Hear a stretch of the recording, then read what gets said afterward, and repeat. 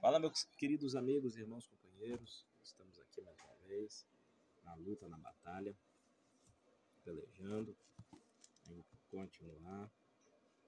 E vamos nessa pegada, para ver se a gente termina. Eu, infelizmente, amanhã não posso estar convosco, mas eu vou estar gravando essa aula hoje para postar para vocês, tá bom? Para vocês não ficarem sem a aula de amanhã. Nós estamos na última epístola, no último livro, né, do livro da... Oh, Jesus! Nas Epístolas Cristãs 2, nós estamos no último, né, que é a Epístola aos Hebreus, e nós vamos nessa pegada. Vamos lá?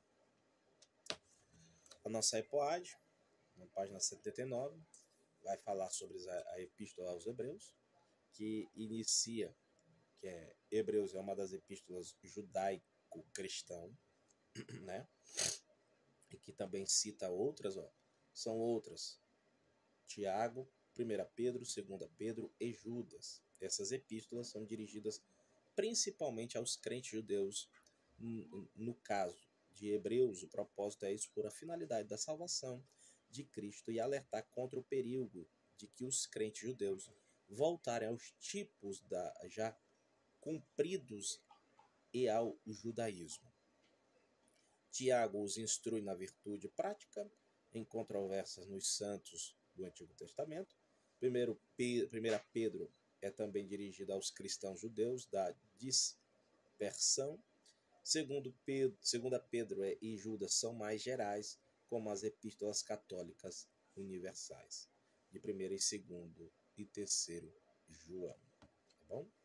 Todos esses escritos judaicos cristãos, diferente das epístolas paulinas, pela omissão de elementos peculiares que foram revelados especialmente ao apóstolo dos gentios, como a natureza da posição e ao destino da igreja, o corpo de Cristo. Por exemplo, a epístola aos Hebreus pressupõe essas verdades, mas não as expõe em verdade. Em vez disso, aborda nossa tão grande salvação pelo ponto de vista de sua superioridade em relação ao judaísmo, pois a carta é dirigida primordialmente aos judeus e não aos gentios, como eram as cartas de Paulo.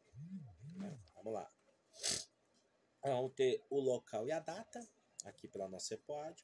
A epístola aos Hebreus foi escrita antes da destruição do templo. A destruição do templo ocorre no ano 70.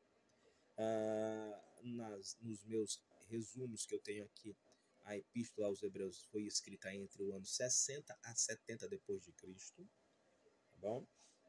O tema da epístola foi escrita como indicar o nome, particularmente aos judeus crentes, embora tenha um valor permanentemente e uma aplicação contínua para todos os crentes em todas as épocas. Vai falar sobre aos que se dirige o autor, estava em perigo de se afastar-se da fé, né? A epístola toda gira em torno disso. Ela vai bater em cima de fortalecer a fé do povo, né? O capítulo 11 de Hebreus é simplesmente relatando tudo a respeito da fé, né? Os heróis da fé, as pessoas que lutaram no Antigo Testamento, dando-lhes testemunhos maravilhosos, fantásticos. O que gira em torno da carta é sobre este assunto, sobre o fortalecimento da fé, sobre o comprometimento com a fé, tendo uma estrutura, uma base em Cristo Jesus. Tá bom? O autor, não há outro livro no Novo Testamento cuja autoria seja mais disputada, nem cuja inspiração seja mais incontestável. Algumas versões em português registram a epístola de São Paulo,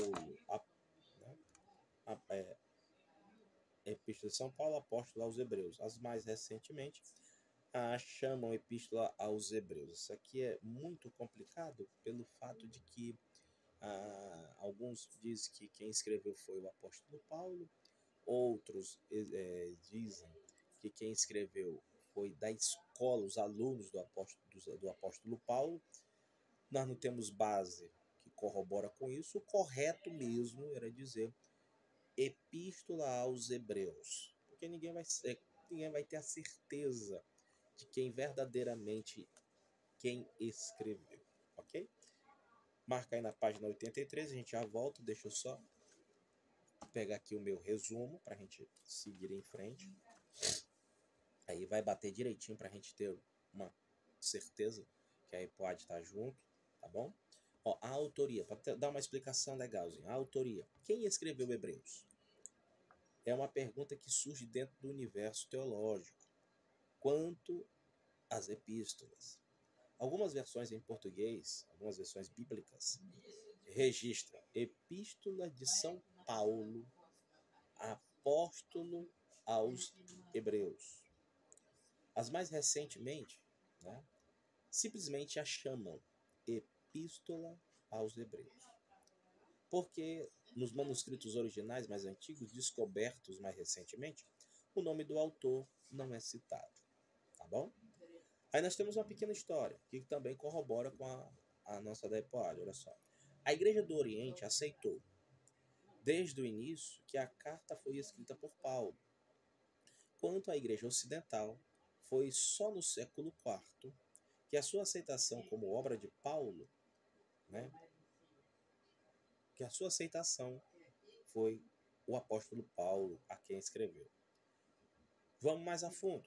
Os pais da igreja não tinham opinião unânime a respeito da autoria. Olha só, Eusébio e Orígenes consideravam Paulo o autor.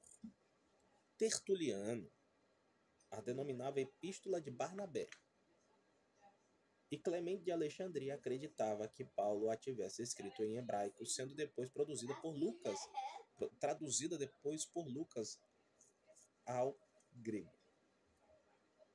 Posteriormente, Lutero conjecturou que o autor seria Apolo, sem haver evidências de antiguidades, mas algum apoio indireto. Ele dá até referências bíblicas, olha só. Atos dos Apóstolos, capítulo 18, versículo 24. 1 Coríntios, capítulo 1, verso 12. 1 Coríntios, capítulo 3, verso 4 a 6 e 22. Outros autores possíveis seriam Priscila e Áquila e Clemente de Roma, um dos pais da igreja primitiva. Sabemos que o autor era bem conhecido da igreja primitiva e que Timóteo estava com o escritor. É citado lá em Hebreus capítulo 13, versículo 23. Os da Itália lhes enviam saudações. Hebreus 13, 24. Talvez indique que a carta foi escrita na Itália, embora não seja conclusivo, né? Não temos como confirmar. Independentemente de que tenha sido o autor, Hebreus, como uma obra literária, é sublime, bem ordenada e lógica, com frases equilibradas e sonoras de precisão notável, subindo às alturas maravilhosas da eloquência. Vamos lá? A data. A data a gente ainda agora disse a respeito dela, é citada na Septuaginta, antes da destruição do templo. Aqui eu tenho, ela diz que ela foi escrita entre o ano 60 a 70. Né? E olha só, a referência a Timóteo é o fato de sua prisão faz a datação do livro se projetar para o fim dos anos 60 do primeiro século, já que as epístolas paulinas não dizem que Timóteo foi preso. Então, é possível que a carta aos Hebreus tenha sido produzida depois daquela identificadas como paulinas. Né? O livro fala de um sacerdócio em funcionamento no Templo de Jerusalém, né? Hebreus 10, 1, Hebreus capítulo 10, do verso 1 ao verso 11, e Hebreus, capítulo 9, do verso 6 ao 8. Isso nos faz concluir que o livro não pode ter sido escrito depois do ano 70 da destruição do templo. Portanto, a datação, embora indefinida, fique entre os anos 60 a 70. Vamos lá. O propósito do livro, da Epístola aos Hebreus. É um pouco longo, mas vamos lá. A condição espiritual aí se reveste dos receptores da Epístola tem muito maior significação que a sua localização geográfica. O escritor claramente contrasta o estado em que os seus leitores se encontram com o estado em que estavam anteriormente,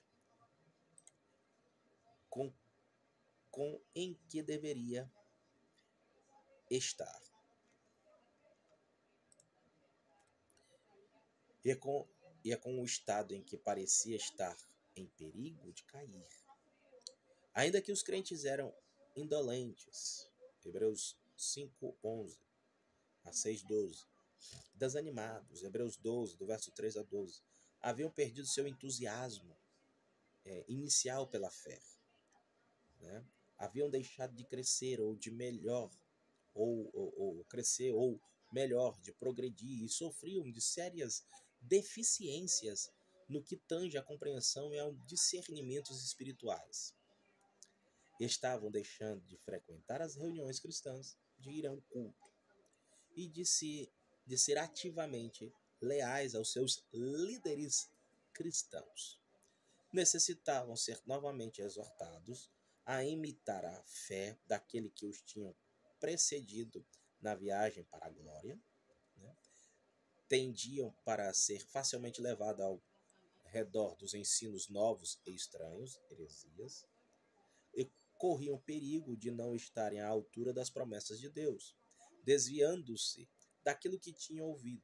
Estavam mesmo no perigo de abandonar completamente a fé, desviar-se, numa deliberada e persistente apostasia. E este perigo tornar-se-ia mais grave se deixassem de frear qualquer dentre o seu número que estivesse se movendo nesta direção. Caso cederem a tal tentação e vierem a rejeitar realmente o Evangelho de Cristo, não poderão esperar senão o julgamento. Particularmente na qualidade de que anteriormente haviam sido zelosos, aderentes do judaísmo, né?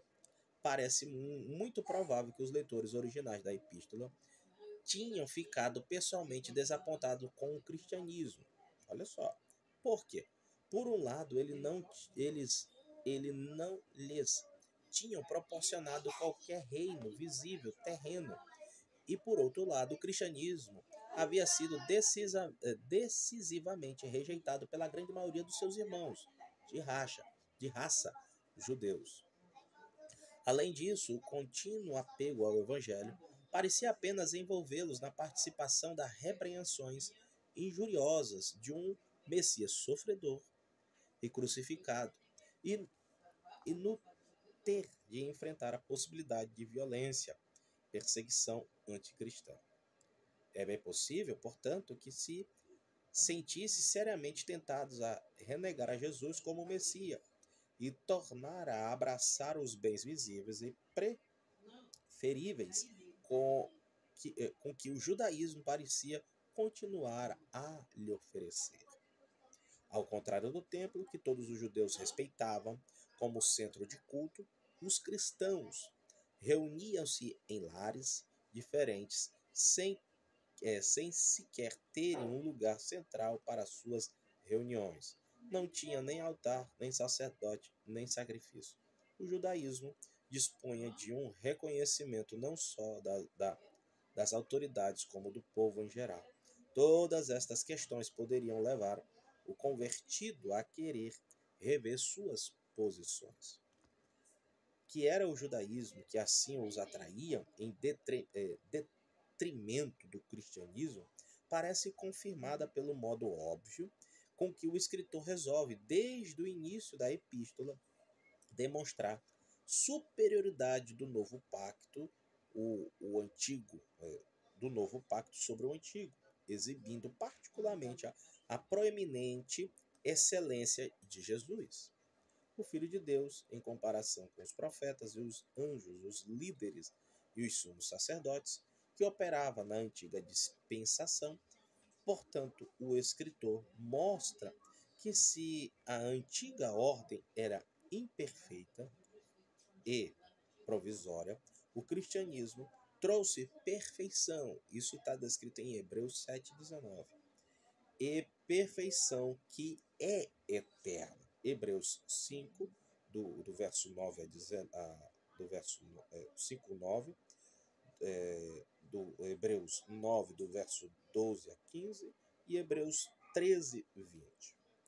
Tanto o autor como os seus leitores originais aparentemente eram judeus helenistas. Helenistas querem dizer de um ensino grego, helenistas, que tinham alguma familiaridade com o pensamento filosófico dos gregos. E parece que o autor lança mão de ideias baseadas em tais origens ao declarar que a antiga ordem continha meramente figura do verdadeiro, Hebreus 9, 24. Ou então apenas a sombra dos bens vindouros, não a imagem real das coisas, Hebreus 10, 1. Por outro lado, o cristianismo é a própria verdade, a própria verdade, a celestial e ideal realidade, que possui real e absolutamente todos aqueles valores inerentes que, naquela ordem antiga, quando muito, podem apenas ser refletidos ou prefigurados. Antigo Testamento isso. Hein?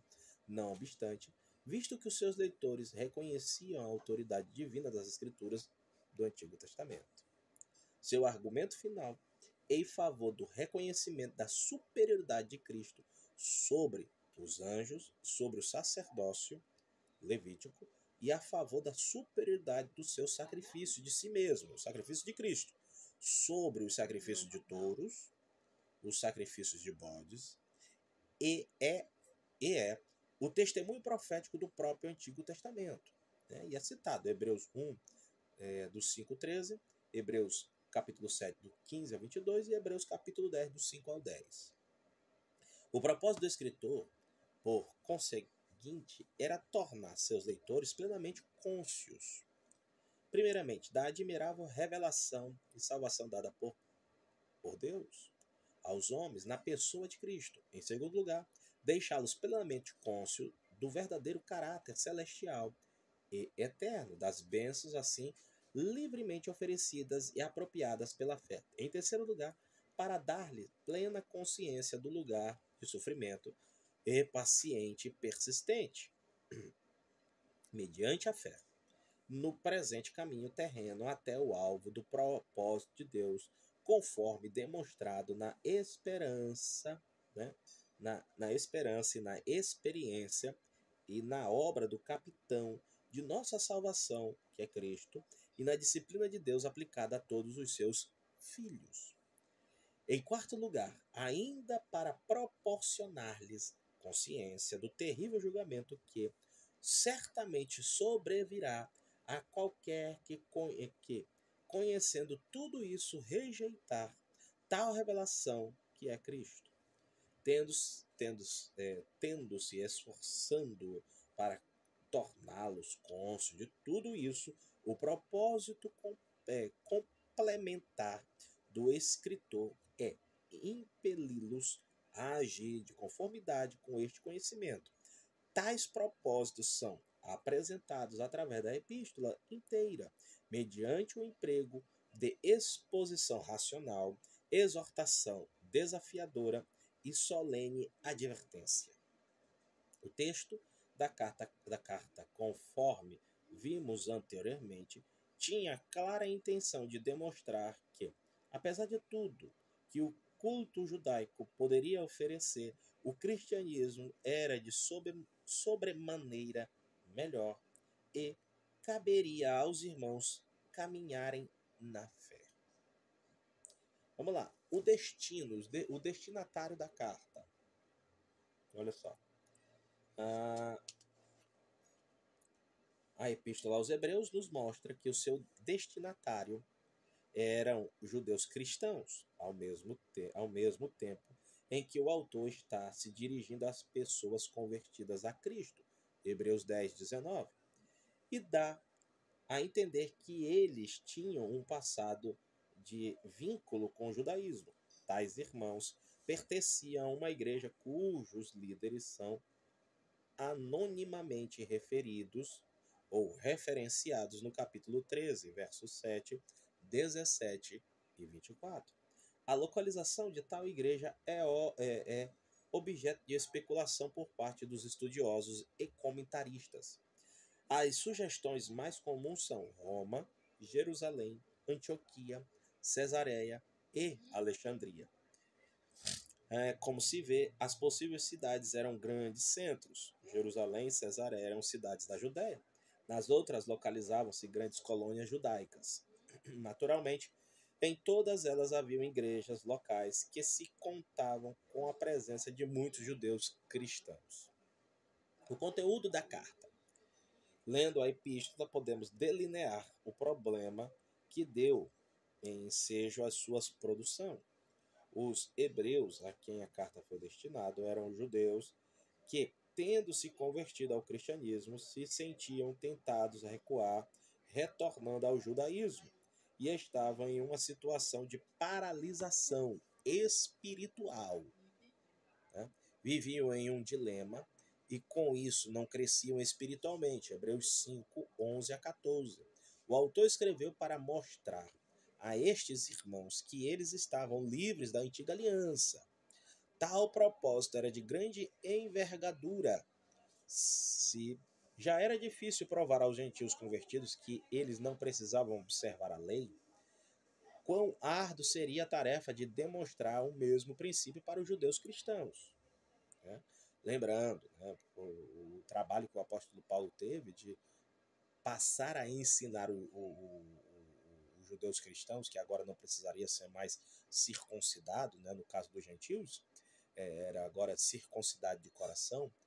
Esta carta ela vem abertamente falando esse assunto de uma forma bem clara e bem sonora aos nossos ouvidos, para todo aquele que ler compreender a máxima do cristianismo. Ela é muito clara.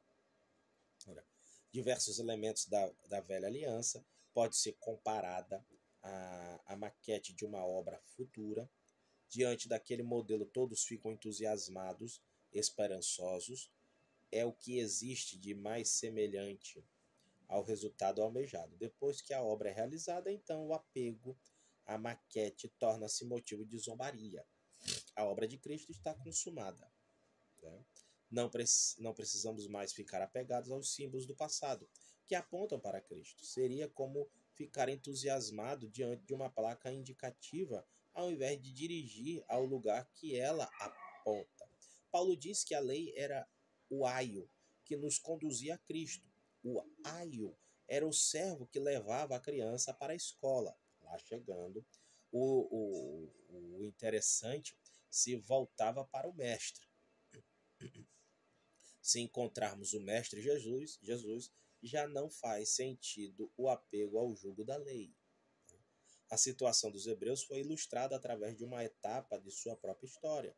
O autor demonstra que, assim como os seus antepassados estavam no deserto, hesitando diante de Canaã, Hebreus 4:1, os hebreus estavam hesitantes diante da graça de Deus e de seus benefícios. O livro ademoesta radicalmente a respeito dos riscos representados pelo retrocesso, pela apostasia, Hebreus 4:1, Hebreus 6, de 1 a 6, Hebreus 10, de 38 a 39. O desvio encontra-se relacionado à incredulidade, desobediência e rebelião, Hebreus 2, de 1 a 3, Hebreus 3, de 12, 16 e 19, Hebreus 4, 11. Em lugar do desvio, os hebreus são aconselhados a avançar com ousadia. Hebreus 10, 19. O aspecto cerimonial da velha aliança era algo grandioso, como, por exemplo, podemos citar a grandeza do templo e os belos trajes sacerdotais.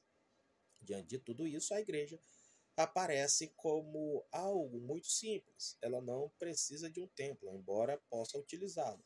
Seus ministros não precisam de belas vestes para a direção do culto. A igreja do Senhor Jesus Cristo encontra-se aonde estiverem dois ou três reunidos em nome do Senhor. É tudo tão simples que poderia parecer vazio aos olhos dos hebreus. Eles ainda estavam apegados ao templo judaico, mas precisavam se acostumar a viver sem ele, pois a sua destruição estava bem próxima, Hebreus 8:13. Os hebreus estavam muito apegados aos aspectos visíveis do judaísmo. Na igreja, podemos usar recursos visíveis, uma vez que a Bíblia nos dá exemplos disso. Contudo, precisamos ter cuidado para não elaborarmos doutrinas e condicionamentos para a nossa fé. No Velho Testamento, Deus usa recursos visíveis como restrições. Ele mandou fazer a Arca da Aliança, a serpente de bronze, outros objetos, mas proibiu a fabricação de imagem de escultura como representação de Deus ou de deuses. Deuteronômio 4:12, 15 e 19. Deus pode usar o visível, mas bem-aventurados os que viram e creram, né? João 20:29.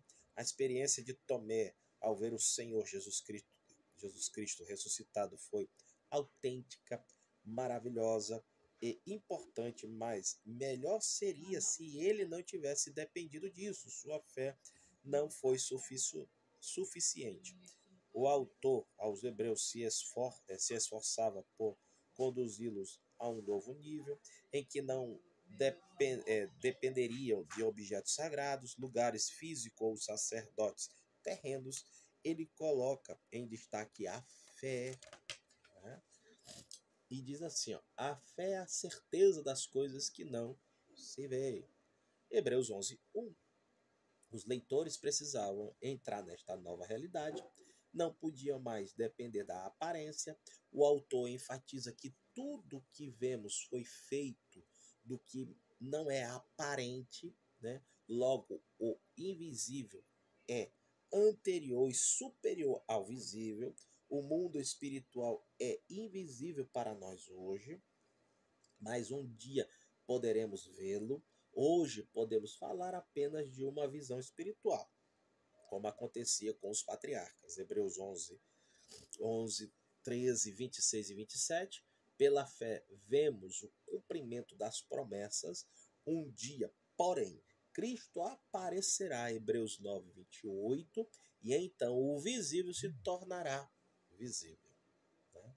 Destaque dos hebreus: a posição superior ocupada pelo Filho de Deus.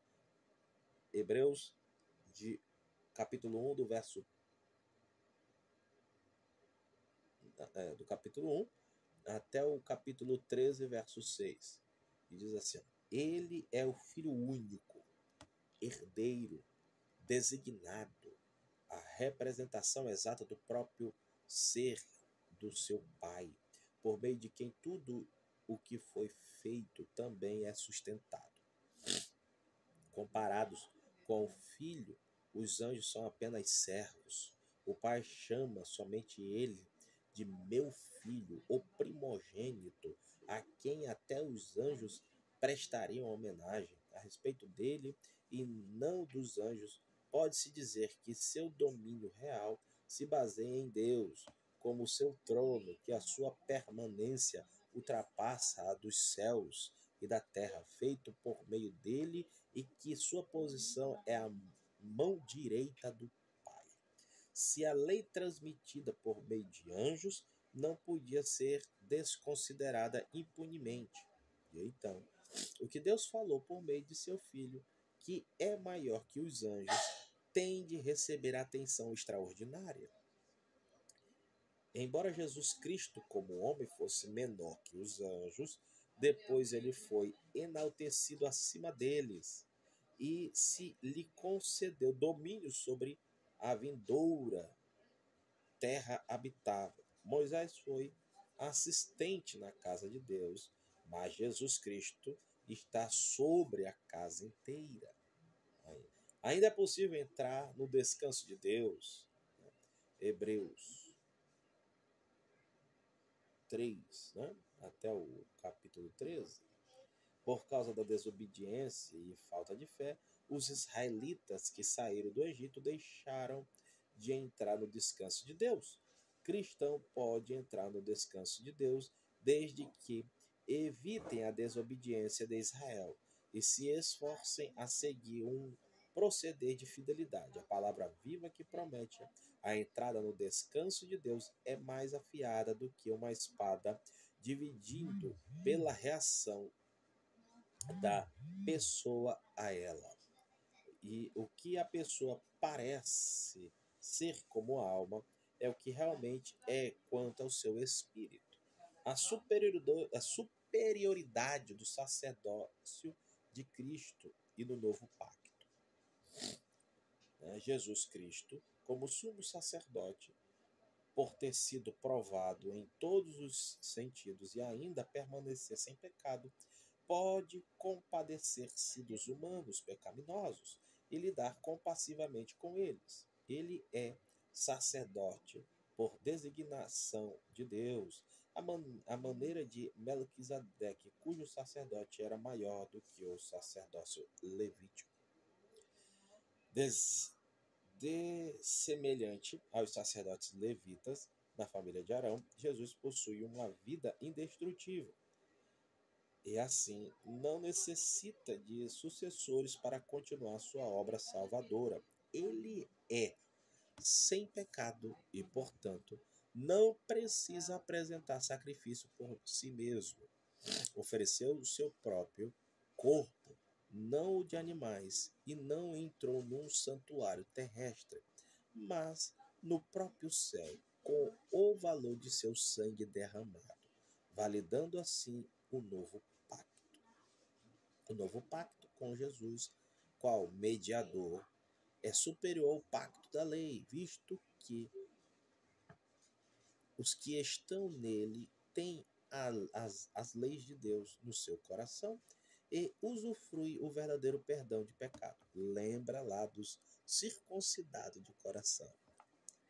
O apreço por estes benefícios induzirá os cristãos a fazer declarações públicas de esperança e a se ajuntar regularmente.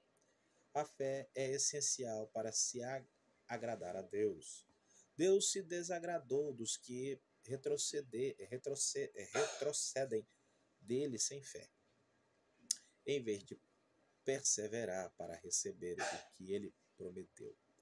A fé era exemplar dos que se mantiveram a integridade de Abel em diante serve de incentivo para se perseverar na carreira cristã, ao passo que se considera perto de Jesus Cristo o seu imaculado proceder sobre o sofrimento. O sofrimento de Deus permite que sobrevenha aos cristãos fiéis, pode ser encarado como uma forma de disciplina da parte dele destinada a produzir o fruto pacífico de justiça. Exortação para seguir um proceder fiel. Manifeste o amor fraternal, seja hospitaleiro. Lembre-se dos crentes que sofrem e mantenha o matrimônio honroso e contente-se com as coisas presentes. Confiando na ajuda de Deus, imite a fé daqueles que tornam a dianteira e evite sucumbir aos ensinos estranhos. Esteja disposto a aturar vitupério, assim como Cristo aturou, sempre oferecer a Deus sacrifícios de louvor por meio dele, e seja obediente aos que tomam a dianteira. Por fim, citações do Antigo Testamento em Hebreus. Nós temos no capítulo 1, do verso 5, Salmos de número 2, verso 7. Ainda no capítulo 1, verso 5, nós também temos o 1 Samuel 7, 7:14, 1 Crônicas 17:13. No capítulo 1, do verso 7, nós temos Salmo 104, verso 4. Ainda no mesmo capítulo, no verso 8, 9, vai aparecer Salmo 45, verso 6 e 7. Hebreus 1, do verso 10 a 13, aparece Salmo de 102, do verso 25 a 27. No capítulo 2, do verso 6 ao verso 8, aparece o Salmo, verso 8, o Salmo de número 8, do verso 4 ao verso 6. Capítulo 2, verso 12 de Hebreus, aparece o Salmo 22, do verso 22. Hebreus 2, 13, aparece Isaías, capítulo 8, do 17 e 18. Hebreus 3, capítulo 3, do verso 7 a 11, aparece o Salmo de número 95, versos 7 a 11. Hebreus 3, 15, aparece o Salmo de 95, do verso 7 a 11. Hebreus capítulo 4, verso 3, aparece o Salmo de número 95, verso 11. Hebreus 4, 4, aparece Gênesis capítulo 2, verso 2. Ainda, Hebreus capítulo 4, verso 5, aparece o Salmo de 95, verso 11. Hebreus 4, 7, aparece o Salmo de 95, verso 7 a 8. Hebreus capítulo 5, verso 5, aparece o Salmo de número 2, verso 7. Hebreus capítulo 5, verso 6, aparece o Salmo 110, verso 4. Hebreus capítulo 6, verso 14, aparece Gênesis 22, 16 a 17. Hebreus capítulo 7, verso 17, aparece Salmo de número 110, verso 4. Ainda no mesmo capítulo 7, verso 21 de Hebreus, aparece o Salmo 110, 4. Capítulo 8, do verso 8 a 12, aparece Jeremias 31, do verso 31 a 34. Hebreus 10, do 5 ao 9, aparece o Salmo 40, do verso 6 ao 8. Hebreus capítulo 10, verso 30, aparece Deuteronômio 32, 35. Hebreus 10, 37 a 38, aparece Abacuque 2, do verso 3 a 4. Hebreus capítulo 11, do verso 4 a 37, diversos episódios do Velho Testamento. Do capítulo 12, do verso 5 ao 6, Provérbios 3, do verso 11 ao 12. Hebreus 12, 20, aparece Êxodo, do capítulo 19, do verso 12 a 13. Hebreus 12, 26, aparece Ageu, capítulo 2, verso 6.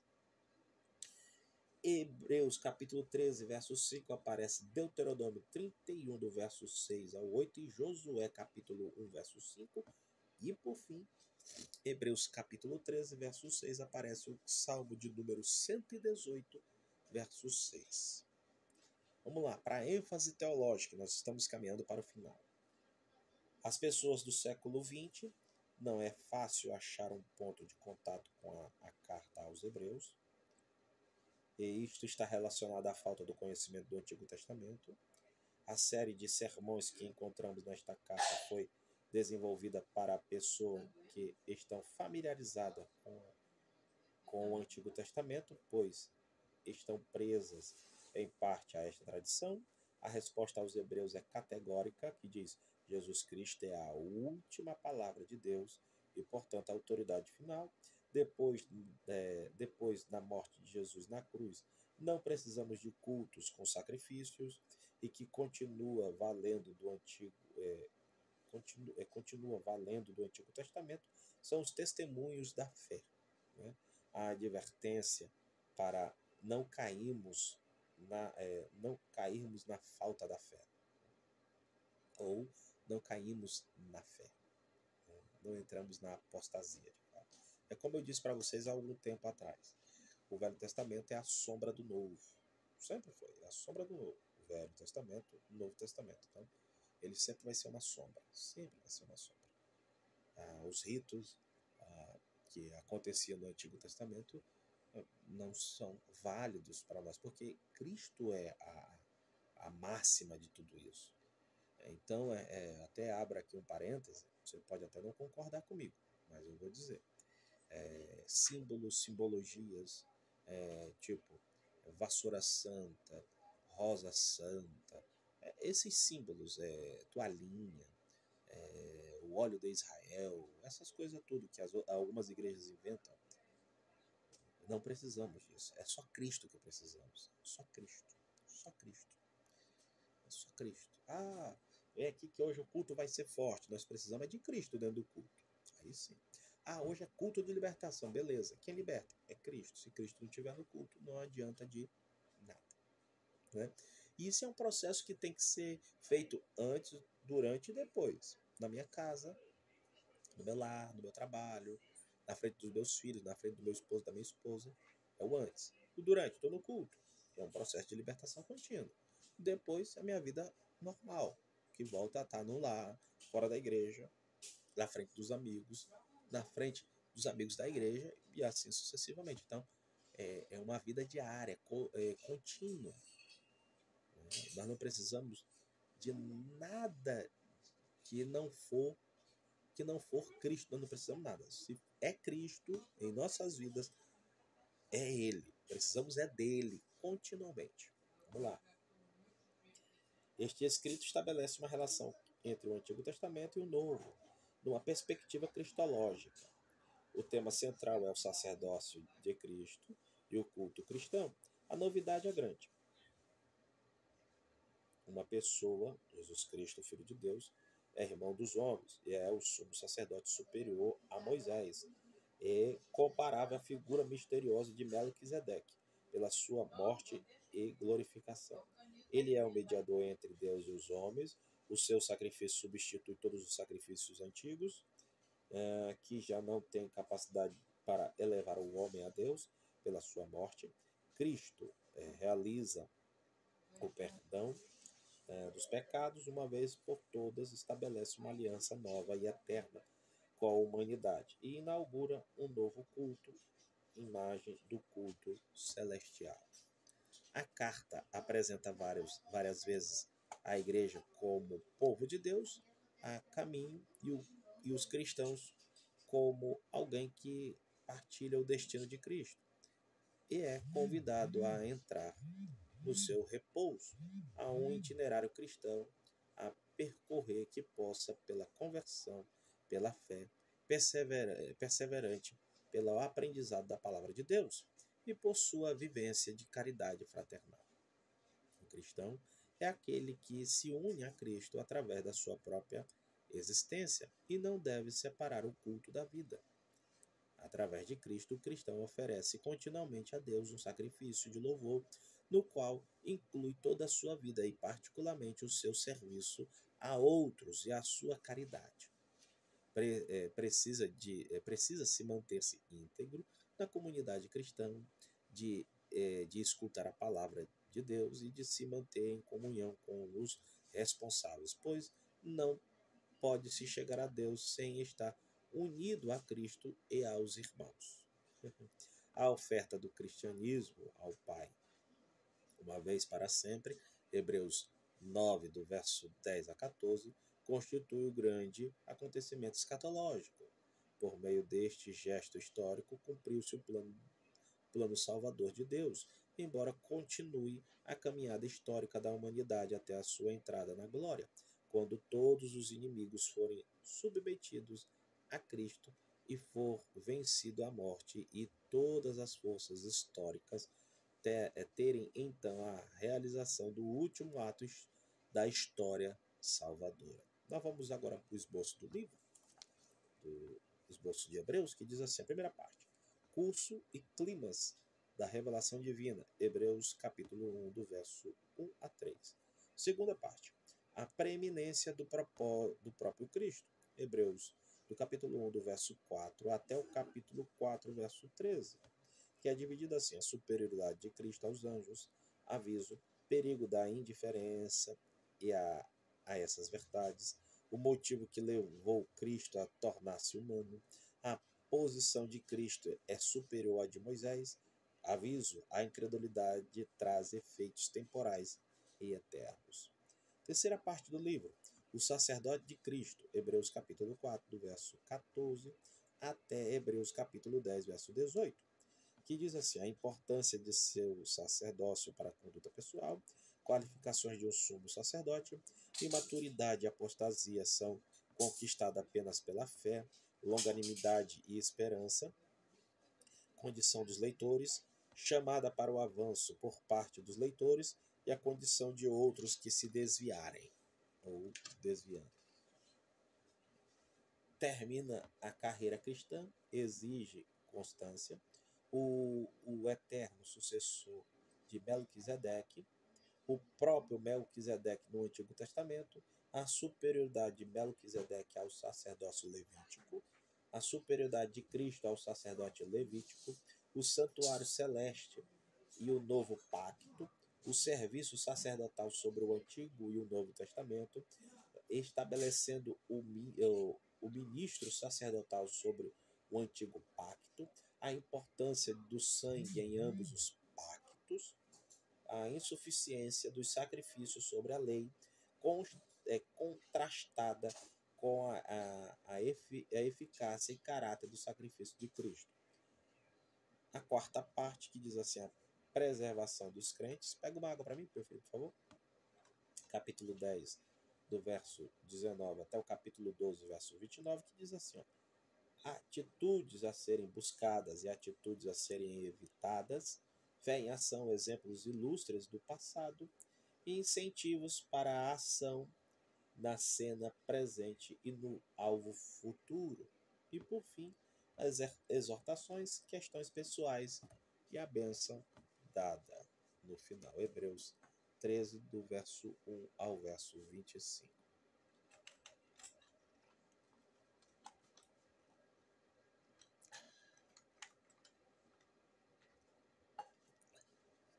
E assim a gente termina Hebreus. Fazer as perguntas aí para a próxima aula. Né? Já estamos com quase uma hora nessa luta e na labuta. Mas eu não deixo vocês desfalcados, não. Tá bom? Fica na paz. Deus vos abençoe. Né? Ainda não terminamos, já calma.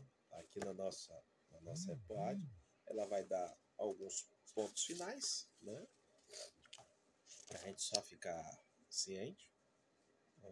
Nós vamos ter a teologia da epístola, que eu citei agora. Nós vamos ter o gênero literário que a gente leu, né? O conteúdo literário. Vai falar sobre a superioridade de Jesus aos mediadores e líderes do Velho Testamento, que foi apontado agora.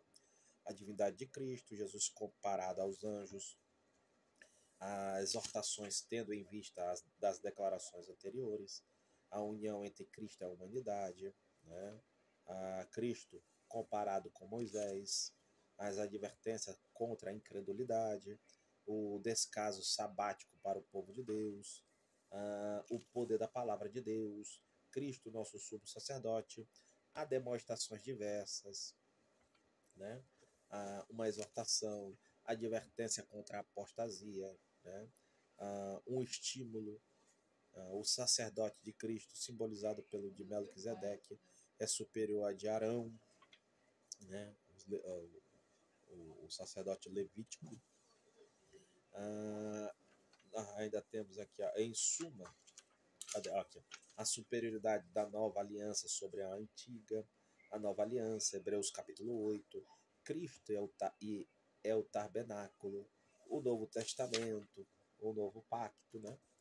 Em suma, esta superioridade manifesta da seguinte maneira, vai falar, ó, a antiga aliança era somente provisória, as ordenanças e o santuário da antiga aliança eram simplesmente tipos e sombras que não proporcionavam a união perfeita, mas Cristo, o verdadeiro sacerdote do santuário celestial.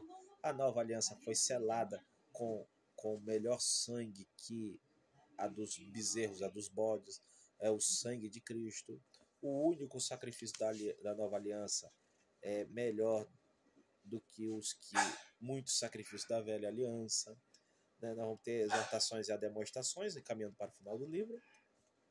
Uma exortação à fidelidade, à constância, em vista de fato de terem acesso seguro a Deus, por meio de um fiel sumo sacerdote. A demonstração contra a apostasia. Nós vamos ter a exortação em andar pela fé. Né? A fé recomendada, a fé descrita, a fé de Abel, a fé de Enoque, a fé de Noé, a fé de Abraão, a fé de Sara, de Isaac, de Jacó, de José, Moisés, Josué, Raabe, Gideão, Baraque, Sansão, Jefté, Davi, Daniel, Jeremias, Elias, Eliseu, Zacarias, Isaías, né? O castigo como incentivo à fé, um alerta de Esaú, uma exortação à obediência escrupulosa por causa da sua vocação celestial e por causa de seu chefe celestial, né? E, por fim, as exortações finais e a conclusão do livro. E assim a gente termina, em nome de Jesus, Epístolas Cristã 2. Na próxima aula, façam suas perguntas e nós vamos para o último livro da nossa EPOAD, Epístolas Cristã 3. Quero agradecer, nós estamos nessa jornada, não está sendo fácil, muita luta, muita batalha, mas estamos aqui para somar junto com vocês, tá bom? Um grande abraço, que Deus lhe abençoe, em nome de Jesus. Conto com vocês, berianos. E aqui fica uma palavra de paz e de bênção da parte do Espírito Santo sobre a vida de todos. Que Deus lhe abençoe, em nome de Jesus. Valeu!